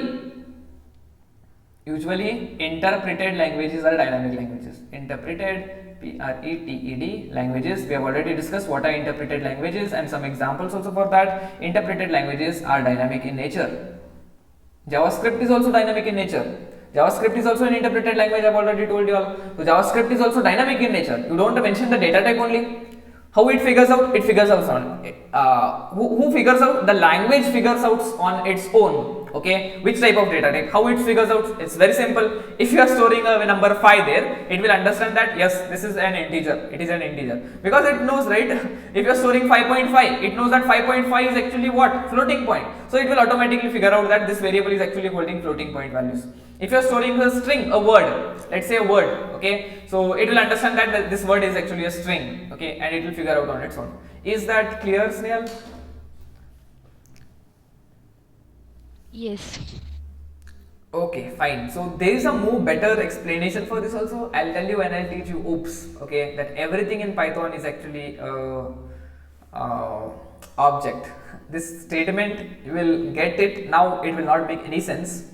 You will get it when I'll discuss about oops. Okay, let's see, write some program and see how do you actually create some variables. Okay, so this is not the way to do it in Python, right? I've already told you all. So let me do all this kind of stuff. Let me just comment this one. What are these comments? These are actually called as comments. Okay, so I'll just tell you about comments also here. In any language, there is a concept which is called as comments. In every language, it will be there. Comments are basically some lines of program which are not executed by compiler. They will not be run, they will not be executed, okay, which are not executed by compiler. This will never run. These are some lines of program which will never run, which are not executed by compiler. Okay, so they are just to see. They are just for the programmer to read it. That's it. They will never be executed. How do you write comments in Python? Put a hash sign. Hash sign at the starting, and then you write whatever you write here, right? So example XYZ. Now XYZ will not be executed by compiler. It will feel as if this line is not there itself. It will just skip that line. It's as if it is not there. Now you might be asking questions like why do you have comments then? Why comments? Okay, because if it is not going to be executed, then why do we actually need comments? We need it, okay, because see, let's say, okay, you wrote some program here from line number 1 to line number 300. You have written some program here, huge line of program, you have written 300 lines of program, okay. So what you do actually is comments. You write a comment here, what this program does, what this 300 lines done. In normal English words you will write here. In normal English you will write this meaning here or summary of here, what your program is doing, who has created it, how it is doing, all those things you will write, so that tomorrow if you see your own program itself, sometimes you will not understand what code you have written, you only have written. After 1 year you see and come watch your code, you will think what is this doing, okay, I am not understanding because I have written 1 year back. These comments will help you out there. This will be written in normal English, right? So you can write like this is doing like this, and it is calculating something from here, and it is doing like this. Now it is in normal English, so anyone reads your program also, he'll be able to easily figure out by reading your comment that yeah, this line of program is doing something like this. Okay, so these are there for humans to understand your programs. Okay, comments, you should write comments for every line, whatever you write inside your program, which will make readability of your program much more easier. It will make sure that now anyone can read your program without having understanding of even programming little bit. Okay, so comments are those lines of program which are never executed by compiler, which will never run. Okay, they will be skipped by the compiler. But why they are there? If they are going to be skipped, then why actually they are there? They are there for humans, for us, for we programmers. Why? Because we programmers should basically understand about what this program is doing. So in normal words, in normal English, you can write some comments about this line is doing this and all those kind of stuff. Okay. So for example, I can write like this, a comment here that this function name is hello, and it prints let's build 5 times on the terminal. Simple. Okay, so however this line is not going to be executed. Okay, if I just uncomment all these things, how am I commenting and uncommenting it? Control and forward slash. See here, I just typed control and then forward slash. First of all, select. If I want to comment all these lines, so select all these lines. Okay, using your mouse, select all these lines, hit control and then forward slash. That's it. It will be commented out in VS Code. Everywhere it will not work. Only in VS Code. If I want to uncomment it out, select control forward slash again one time. Same. It will become uncomment. Okay, so now see here, now this is much readable, right? Our program looks much more clean, readable now, that what this function does is been written here, and however this is not going to be executed by compiler. Did you get comments? Did you understand about comments? Yes. That sounds good. Perfect. So I hope everyone understood about comments, everyone understood about data types, variables, keywords, all those kind of stuff. Is that clear? And Python is a dynamic programming language, so it will automatically figure out its data type on its own. We don't write data types in Python. Okay, I hope you got that, because it is dynamic in nature. Okay, that's the nature of that language, that to figure out the data types on its own. I hope all these things are clear. So let's do some coding work and we'll try to finish up this class, because yesterday I have not taken the class, so I'll just maybe little bit I will extend it out. Okay, that's it. So we have discussed lots of things today, man. Like you can just go and revise the notes also, whichever I will be sharing you all right now.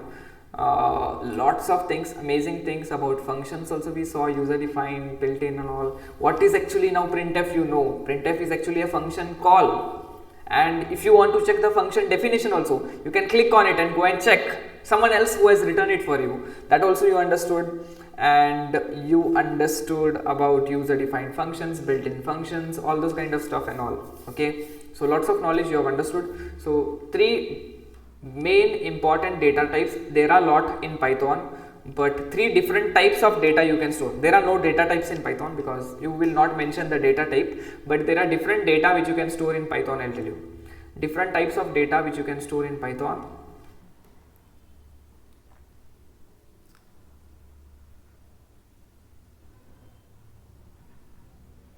Different types of basic, I'm talking, okay, basic data which you can store in Python, which you can store in Python. In other languages there are a lot of them, but in Python we have 3. First one is called as integer. If you want to store any integer numbers, you already know it, I will not write it here again. Second one is called as floating point, which if you want to store decimal numbers. If you want to store floating point, that means decimal numbers, you can store it here. And the third one is actually strings. What is a string? Okay, you can store a fourth one, char also. Char is also a string itself. Okay, so char is nothing but a single character. Char is single character. If you want to store a single character inside your program, for example, you want to store maybe A, only letter A, okay, then it is called as char. Okay, what is string? String is basically a set of characters or a bunch of characters.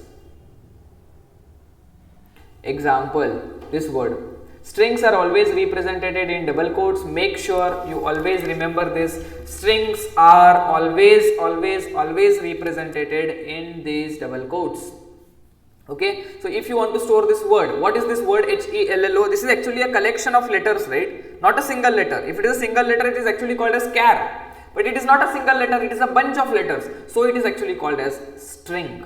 Okay, these are the most famous data types that are available. There are lots of them, like dictionaries, sets, tuples, many are there, which I will discuss those afterwards. But right now, I hope you basically understood these are some basic data types. So did you understand this, whatever I am telling, the different types of data types that are available in Python? Basic data which you can store integer, you can store character, you can store string, you can store float.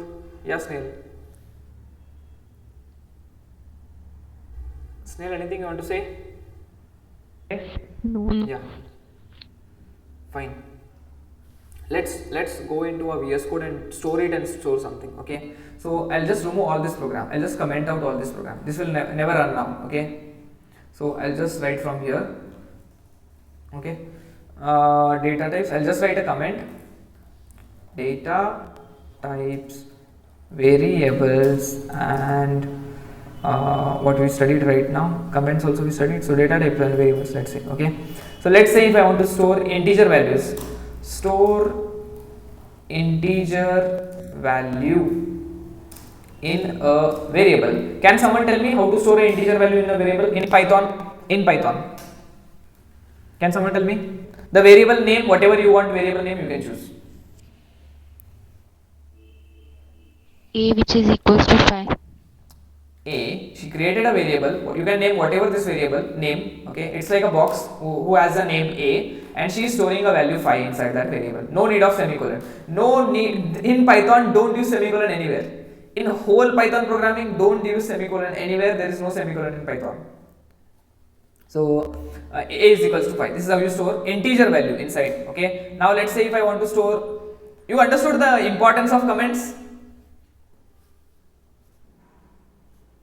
Yes. First of all, it will not be executed by compiler, it will be skipped. Then question should be actually why it is actually written. See here. It is written because now see here. Someone doesn't understand A is equals to 5. What is this? But here you have written store integer value in a variable A. If you wrote like this, store an integer value 5 in a variable A. Now it makes more sense. It's clear. It's understood by everyone else. So this is just there for understanding purpose, for the reader's purpose, for the programmer's purpose, so that they can understand it. Okay. So A is equals to 5. Now let's say I am telling you store and show me 10.6 value in any variable. How to do it? Come on fast. Apart from Snail, if anyone can answer. Apart B from which is Snail, equal to 10.6. apart from Snail, anyone can answer. X is equal to 10.6. Perfect, that looks simple. X equals to, you don't need to give space here, I'm just giving because it looks clean. Okay, 10.6, perfect, 10.6, perfect. So we are storing a floating point value here. Okay, this is actually we are storing an integer value, storing a 10.5 value, that is actually a floating point value of floating point value, floating point, okay, value. Now let's say if I want to store a character. Can someone tell me how to store a character?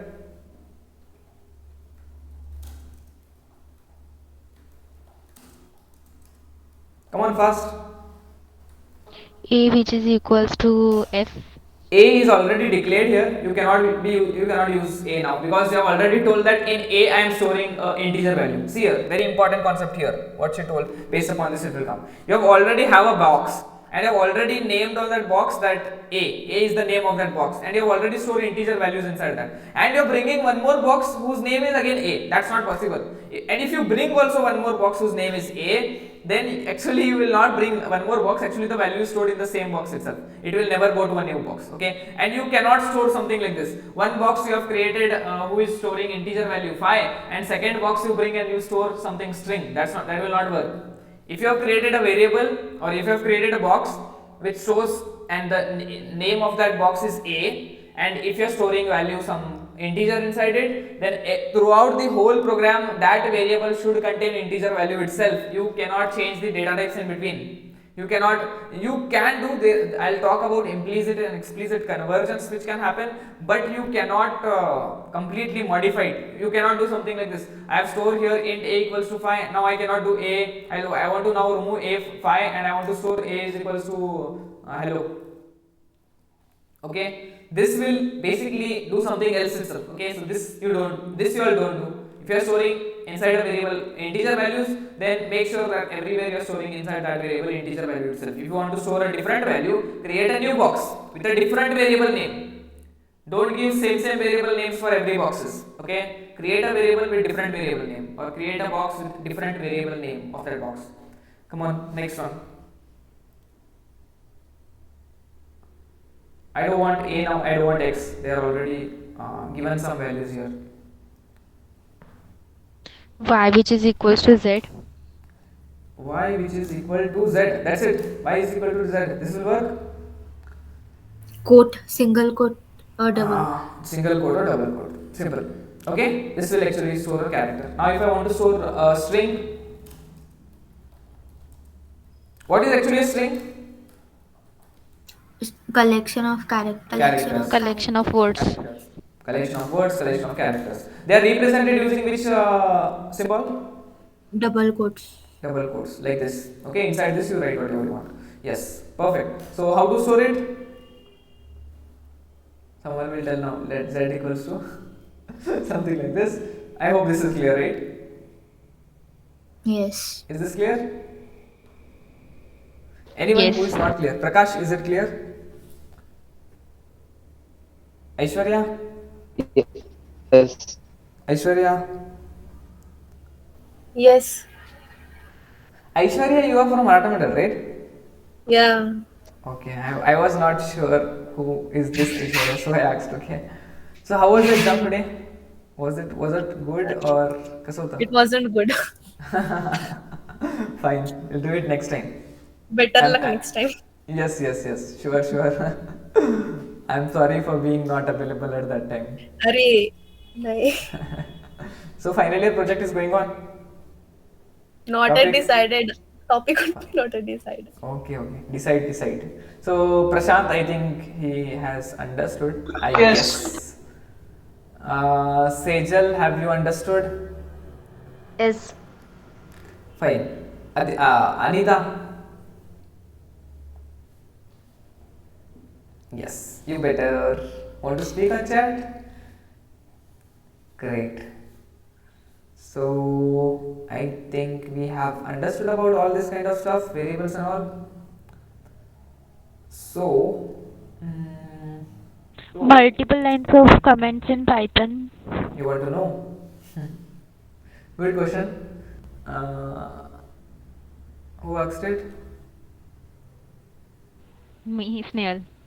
Okay, if you want to do multiple lines of comments in Python, I'll just write in single line how to create multiple lines of comments. Multiple lines of comments in Python is actually called as docstring. Okay, docstring. Multiple lines. If you want to create multiple lines comment in Python, it is called as a docstring. Okay, so it is actually given by three codes, and like this. This is actually called as a docstring. Now you can write whatever you want here. Okay, so x y z, multiple lines, whatever you want to write, multiple lines you can write. Okay, this will all be skipped by compiler. Whatever is there right now in green color will not be executed by compiler, it will all be skipped. Okay, so multiple lines of comments in Python is actually called as docstring, and it is done by using three double quotes. Okay, that three double quotes, whatever you are going to write, will not be executed again by compiler. It is just there for your purpose itself. Got this point? Is that clear? Anything else? Is that clear? Yes. Perfect. So now I'll tell you one more very important concept. How do you take input? And we'll wind up. Okay. So we have discussed about lots of things now. We know about data types, we know about keywords, we know about variables, we know about functions, we know about how to print something on the, how to give output from Python program, right? Now we'll see how you take input from the user. The way you take input from the user, there is a function for this one also. For those who don't know, you actually have a function in C language to take input. In C language, what is that function name? Wherever you see those brackets, it's a function. Come on, what is the function name? Scanf. Scanf, right? So it's a function name. Function. It's a function call or function definition. Scanf. Function. Function definition. Function definition. Good. Function call. Call. So what I thought went above head then. Scanf, you just write scanf and you put those two brackets. That's it. You don't do anything else. You actually pass some parameters like %d, comma, something else. You don't actually write the function definition itself. You know, when you write function definition, when you put those flower brackets, no, that means it is function definition. Until those flower brackets comes, you will never. There are no flower brackets in Python, but for you in C language or Java and or any other C++ and all, until you see those flower brackets, there is no definition. Function call will be how many lines of code? Only one line of code. And scanf actually One uses line. how many lines of code? Only one line of code. Or printf uses how many lines of code? Only one line of code. Inside you might pass some parameters. We'll discuss about functions. That time I'll tell you what are these parameters, different types of parameters and all those kind of stuff. But it's only call. You got this point, Snail? And it is actually an inbuilt function. Is that clear, Snail? Yes. And it is an inbuilt function. Okay, so to take input in Python, we have an inbuilt function. So I'll just write a comment: how to take input in Python. Okay, so we have an inbuilt function which is called as input. This is the function which we use to actually take some input from the Python using Python. Okay, and inside this you can pass a string which you want to display on the screen. Like for example, let's say we want to take a number as an input from the user. So I will write enter a number. Whatever you write here, that will be displayed on the screen. I repeat, whatever you are going to write inside this input, that is going to be displayed as it is on the screen. Okay, so this way you can take input with the help of this function, which is called as input function. Is used to basically take input from the user. This whatever will be there, right? I repeat one very important point. This is the most important point of understanding how to take input. Okay, input function will always return a string. Input function will always return a string. Whatever the input function, whatever the input you want to take, I just am saying, let's store this in some variable ABC. Any variable, it may be whatever variable name you want to give, but let's store this in some variable ABC. So take some input. First of all, what it will do, it will print this line on the screen whenever you execute this. Then it will wait for you to enter some input. As soon as you enter some input, it will actually store it in this variable. And now let's print that whatever input is basically coming. Okay, so now this one is basically to print whatever is stored is there inside this variable. Okay, so let's execute this python 3.py and hit enter. See here, it is printing what you have told here. Enter a number, it is printing as it is that. Now it is waiting for you to enter some input. Now here I will tell 5.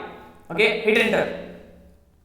Perfect. And it actually whatever I entered, right, that was stored in this variable ABC. Now ABC was holding a value which is 5, and I told print 5 ABC, that means 5. So print 5 and 5 got printed here. Is that clear? How do we actually take input in Python? Is it clear? Yes. Okay. Now there is one more function which I want to tell you, which is inbuilt function, which is called as type. Type function actually prints you which type of value the variable is holding. Okay. For example, let's do this. Okay, I'll comment out this slides. Okay. Let's say we are actually storing a value 5 here, right? So let me do this. A is equals to 5. I am storing a value 5 here. Okay. So now what I'll do is I'll just type print Instead of printing A, if I tell it to print A, it will print 5. I will type print type of A. Type is an inbuilt function again, which is used to print the type of a variable. Which is the type of variable, which type of value the variable is holding. I repeat, type is an inbuilt function which is used to print which type of value the variable is holding. Now, if I write type of A, what answer do you expect to be if I write type of A? Anita, are you getting? Integer. Yes. Snehal, you are right. Anita, Yes. you are understanding, no? Yes. Okay. I hope you will ask if you did not understand anything.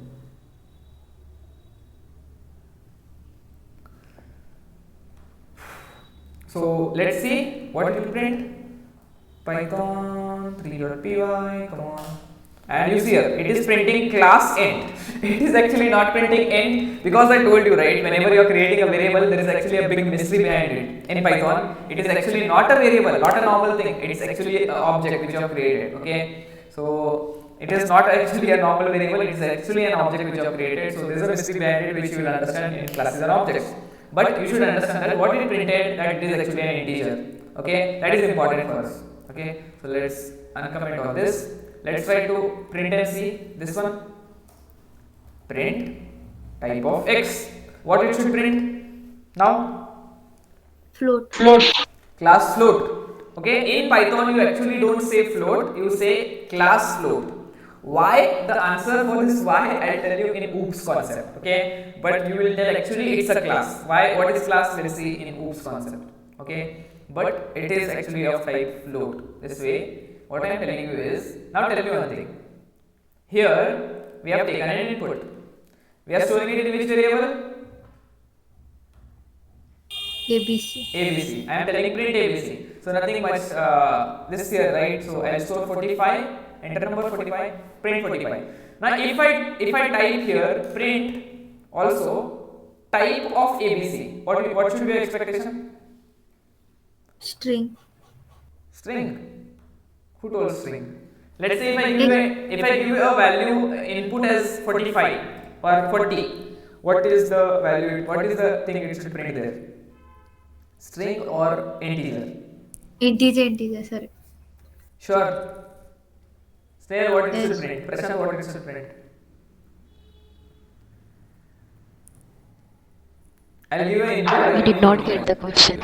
See, I'll give you an input value 45. Okay, I'll give you an input value again on time now 45, and I have told here first of all take the input, store it in this variable ABC, then do print ABC. So whatever input I have given it, that will print, and then it should print type of ABC. So I am telling you that, see here, if you want me to execute this code, execute. I'll give an input. Let's say I give an input 5 and I hit enter. What is your expected output? First line and second line, what it will print? String. First line, what it will print? 5. Whatever I have given 5. input, that is itself. Second line, Print ABC. That is the print ABC, that means 5. Second line, string. Integer type. Snail is saying integer. Aditi, what is your answer?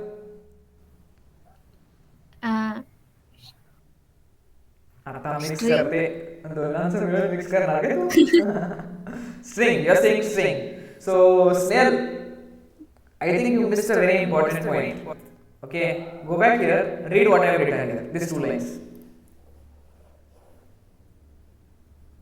What I have written there? String. It will always return. Always return a string. You type integer, you type float, you do whatever you want. It is going to convert it into string only and return. That is Python's way of doing it. That is default nature of Python. Okay, so if I just print this and hit enter, see here class string. Although you have given an integer, but it has automatically converted it to string and displayed you. This is actually called as conversion. Okay, we will study tomorrow implicit, explicit conversion. This is actually called as implicit conversion, which automatically Python does. Okay, input function always returns a string. Now your question might be, is there a way to convert string into integer back or integer into string back? Yes, there is. Okay, and there are all inbuilt functions to do this. Okay, and one of the inbuilt function, if you want to convert any string, if you want to convert any string to integer, you can wrap it inside integer. You can do like this. If you want to convert any string to integer, then you can use integer function. Int is the function. Call int function like this. This is actually a function call. This is also a function call. Print itself is a function call. Definition are always written inside. If you want to check the definition of this, go here, check here. See here. There is an integer function def, integer function which is doing lots of stuff. What are these underscore new?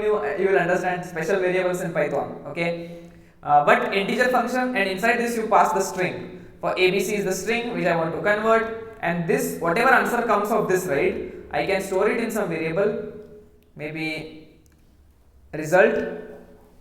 I can do like this, and I will print result. Print result. And now if I tell you, now if I say also print the type of result. Now see what will happen. Enter a number 4.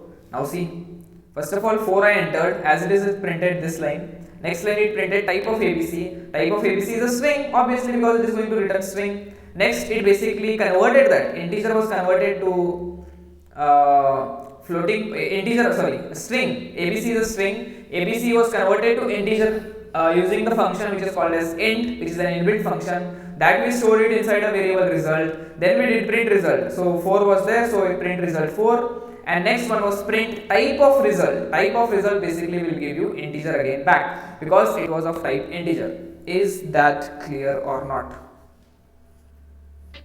दादा एकदा repeat करके ते. Okay.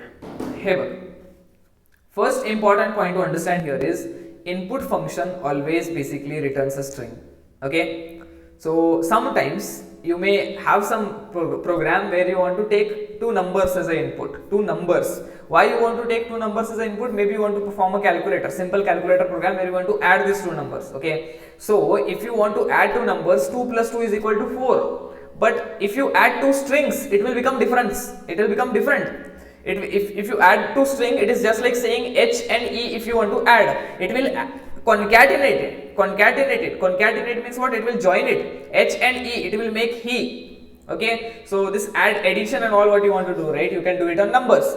So, but what I am telling you is input function will always convert it into string. Automatically it will do it. Input function is always returning you a string. Now your problem is, if you want to add two numbers, how will you add two numbers? Because those are not integer itself. When they are integers, at time you can add those two numbers, right? But they are not integer itself. How will you add them then? For those purpose, you will have to manually convert one data type to another data type. Now our data type which was there, which we got from the user as an input, was in string format. And those string format now has to be converted to integer format, so that we can perform some mathematical calculations, because you already know that plus sign, minus sign, division, operator, all these things, you want to perform these maths, right? You need numbers to play with maths, and this was a string, not a number. You want to convert it back to a string. How do you convert it back to a string to a number? Any string. If you want to convert it to a number, you will use an inbuilt function which is called as int. Just write int, and inside that function pass the string which you want to convert it to integer. That's what we did here. We actually wrote int and we passed the string which we wanted to convert. So ABC was the string which we wanted to convert. Whatever answer it will give, that I wanted to store it in some variable. So I wrote a equal to sign, and whatever answer the RHS will give. What is RHS? Int ABC. ABC is what? 5. So 5 will be converted to integer. So RHS will give me the answer 5. That this will be removed now. By the interpreter it will be automatically removed, and it will be replaced by 5. Integer 5. And now result will hold 5, integer 5. So result will print here 5, and type of result, that is actually it is an integer. Why it became an integer? Because we converted it here. So it became an integer, and it will print class int. Does that sound simple? Snare, any doubts you have there? You did not understand it? Understand it? No, I got it. Perfect. Any doubts are there? Anything else? From tomorrow onwards, we will be seeing some exercises, we'll be writing some programs, we'll be building some projects and all, because we know first of all how to take input, we know how to give output, we know all data types and all. So I think tomorrow I'll be explaining you some about operators, little bit about operators, about strings, what operations you can perform on strings and all, concatenation of string and all those kind of stuff, and we are ready to build at least something. So I think that's it. So if you have any doubts, you can ask, or else we will wind up.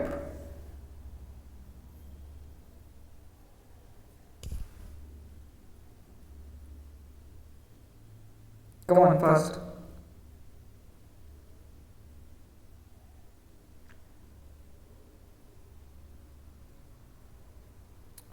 Want to ask something? You want me to say wind up, or how? What? No doubts. No doubts. Okay. Anyone else? Anything you want to ask? No doubts. No doubts. Perfect. So I hope you understood Python is a dynamic programming language. And most all interpreted languages are almost like dynamic. Okay, so dynamic programming language, you don't need to statically type the data types, it will be automatically taken by Python. Okay, so we'll see tomorrow how actually this variable value is stored inside the memory also. Okay, now we just saw that it is a box where we are storing something, but tomorrow we'll see how exactly it is stored inside the memory, because it is not actually a box. There is no box inside computer, right? Computer has only one thing which is called as hard disk, and on that hard disk itself everything has to be stored. So we'll see that also, how it is actually getting stored on the hard drive or the RAM. Inside the RAM, the memory allocation is taking place and it is going to store there. Okay, so that's it for today, and we'll wind up. Okay, thank you so much.